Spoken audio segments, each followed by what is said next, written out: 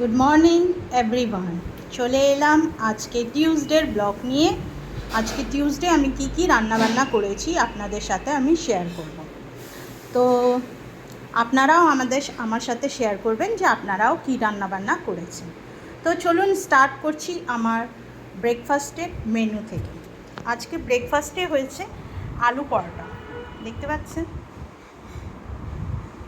পুর দিয়ে ঠাসা আলু পরোটা। আলু মাখানো হয়েছে, তার সাথে অনেকগুলো জিরা, গরম মশলা, গোলমরিচ এগুলো ভেজে বেশ ডাস্ট করে তারপরে পুরের মধ্যে দিয়ে তারপরে পরোটা করে উপর দিয়ে বাটার লাগানো হয়েছে, ধনে পাতা কুচি এগুলো দিয়ে। এই হচ্ছে আলু পরোটা। আর লাঞ্চে হচ্ছে আমার টক দই।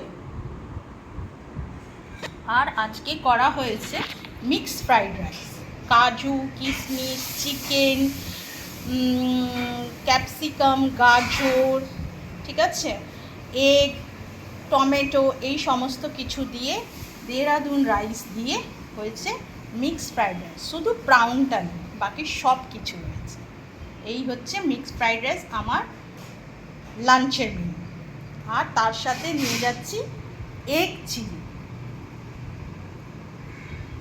তো এই হচ্ছে আমার লাঞ্চের মেনু। আর এই সেম খাবার আমার রাতেও থাকবে, egg chilli and fried rice.